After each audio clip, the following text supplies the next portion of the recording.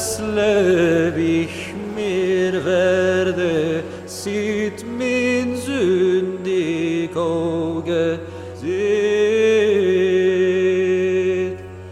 das hehre Land und auch die Erde.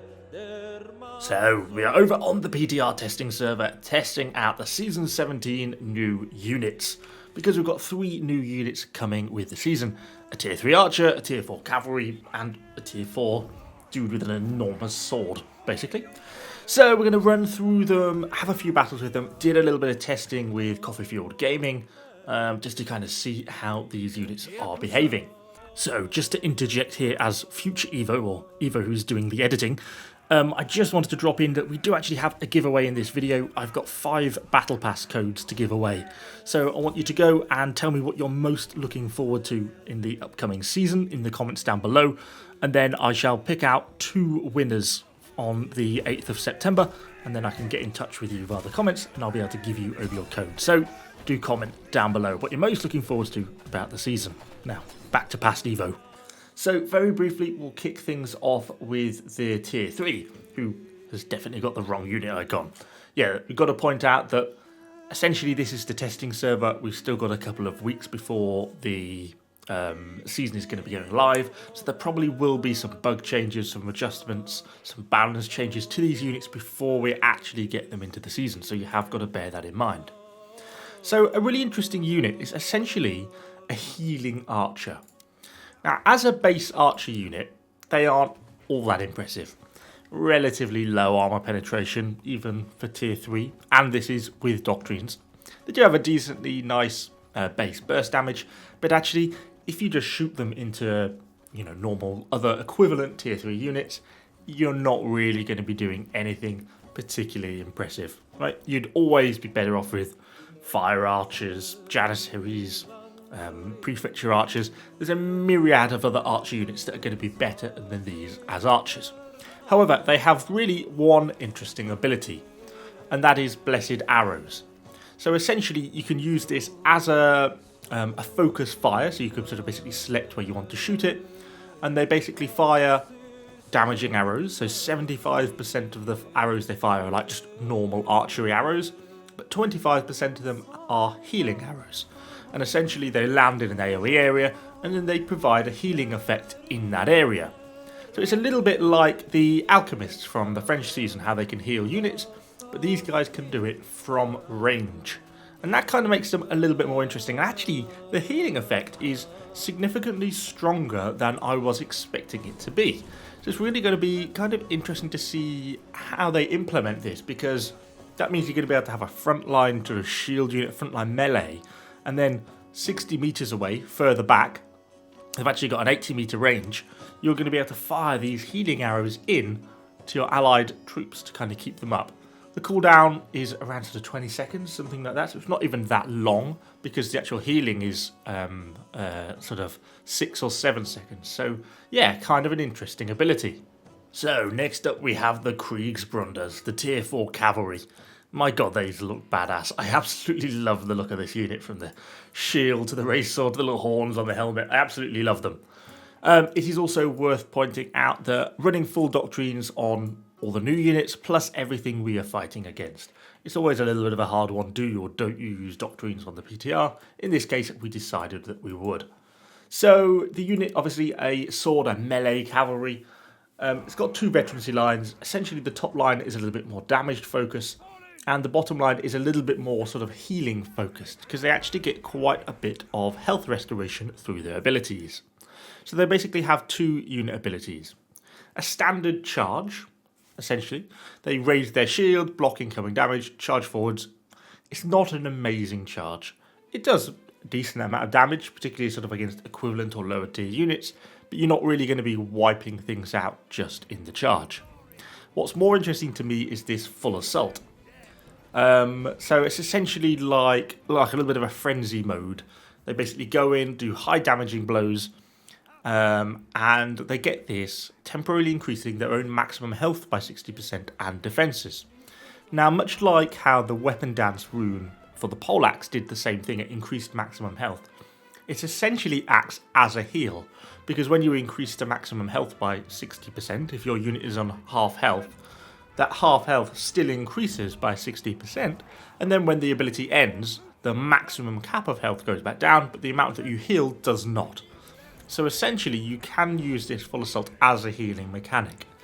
They do a decent amount of damage. They of course still struggle against all the traditional anti-cav abilities, so Fortebraccios, Madao, you're going to really be getting nowhere.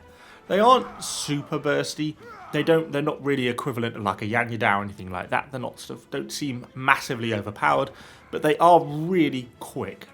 And so I think they're going to be a really nice flanking unit. You can see from the speed here, the base is 15.6. Means these guys are really going to be sort of romping around the battlefield causing problems. In terms of traits, they get a few things. Obviously the seasonal one for the season, which reduces leadership cost. They do have shields. I couldn't really get it to super massively block archer damage on the way in on the charge, so it'd be interesting to see if that's actually working. Charge attacks deal extra damage, and they are slightly fire resistant. They do get a wedge formation, which is nice, and other than that they just have a dispersed. And finally, we come onto the Spy Handlers. One of the more interesting units of the season. I just love these guys. And they have some really interesting mechanics that go along with them. It took me a while to sort of get my head around these, which should not be particularly surprising. It wouldn't be an Evo video if I wasn't a bit slow on the pickup. But actually, once you get some of their mechanics in terms of how they brace and then go through their abilities, they actually start to become quite interesting and seem a reasonably well-balanced unit. So let's break through some of their unit orders then. So essentially they have this thing called prepared stance. Now this is essentially a sort of semi-brace. They stand with their swords braced over their heads pointing towards the enemy. Now when they're in this stance they get health restoration, which actually just as a passive ability on its own is really kind of handy. They actually heal relatively quickly. And it's quite nice, you just have to go back to the supply point. But once they essentially do that, they get to full health. And when they activate their next ability, they get increased slashing damage for the next 7 seconds. Now, the next ability is Knight's Defense. So the unit blocks an incoming attack, gets CC control, and then basically does a slash going forwards. Now you can only use Knight's Defense from the prepared stance. So you activate prepared stance with 1, and then the 1 button will turn into Knight's Defense. So it's prepared stance into Knight's Defense. Once that ability finishes, you can then go into Knight's Gambit, where they run through this fairly long 5-chain attack, essentially, where they can use all these abilities. The first one is particularly damaging, really nice if you can get enemy heroes in it, because it just kind of obliterates them. Now, if you've been if you brace as you wait for the enemy to come into you, go into your Knight's Defense, run through your Knight's Gambit, the prepared stance should have come off cooldown, because as soon as you activate it, it starts cooldown. So you can then straight back into prepared stance, straight through Knight's Defense, and then Knight's Gambit should be on cooldown. So if you're pre-braced and sort of got the cooldown going on your prepared stance, you can essentially run through this selection of unit orders twice without really getting stuck on anything on cooldown. Then of course your prepared stance will be on cooldown, so then you kind of get stuck into it. But you can actually output quite a good chunk of damage in quite a short period of time. Now there is 24 soldiers in the unit, so there's a decent number, and they do have a pretty good amount of health. And they're actually reasonably tanky. They're not crazy tanky. 700 isn't going to be breaking any records, they're certainly not Iron Reapers, but they are going to be holding up pretty well. They're obviously all about that slashing AP and slashing damage, which they do obviously have really nice base stats for. So it's going to be quite an interesting unit to see how they can be employed. A little bit more of a skill cap to them than perhaps some of the other tier 5s we have in the game, which I think is nice to see. You do have to sort of get your timings right. I would be kind of curious. I couldn't really get Knight's Defense to fully sort of block enemy attacks quite how I would like. It would be really nice if this was a really sort of short timed window where you could almost block everything that's incoming. So if you have an Onimusha charging at you, you could get that block the damage, and then counter with the slash. I think that'd be really kind of cool if you could get that to time properly. Because at the moment, even though the unit seems kind of nice, they still lose against Onimusha. Against cavalry, They sort of can hold up okay in some situations, but if they're sort of directly out in the open, charged from all directions, then the prepared stance doesn't really act as very much of an anti-cav repellent.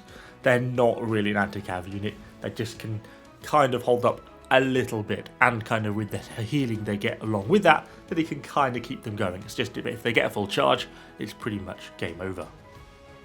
Now, essentially, there are two veterancy lines to pick from. The top line is really kind of the damage spell, increasing damage on Knight's Gambit, reducing cooldowns, things like that. Whereas the bottom line is much more about the prepared stance. So it's reducing damage while taking prepared stance, while using the Knight's defense. Increase defense after you've prepared stance to get back to full health. Etc. Just get two of them, which is kind of nice. So you're going to get a 30% defense increase from that. So the bottom line is much more about utilizing that prepared stance. And given that this really is kind of critical to go through your ability chain, then I could kind of see the bottom line potentially being the better option to go down. The only other interesting thing I think they have is the fact that a lot of their abilities have this CC immunity with them. Knight's Defense has CC immunity and Knight's Gambit. It does say continuous CC during continuous attacks. Well, the attack chain on this Knight's Gambit runs for sort of 5, 6, 7 seconds. So it would be interesting if they actually have, or going to be implemented with full CC immunity across that whole chain. I'd be kind of curious to know. They essentially have two interesting traits. Cannot be CC'd, while they're running their control chains. It's possibly because they have fairly lengthy builds-ups to their swing that I think the risk would be that heroes could really easily interrupt them and they'd struggle to get any damage down. And they can repulse enemy infantry. And it can stack up to 5 times, which is kind of a nice ability to have. So, yeah, they're an interesting unit. They seem to hold up reasonably well. Once you get the attack chains going, you can beat things like Madao quite easily.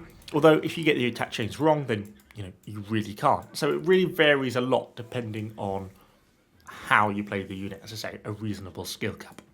Anyway, hopefully you've enjoyed the video. If you have, let me know what you think in the comments down below. And of course, subscribe to the channel for lots more Conqueror's Blade content. See you guys all on the next one.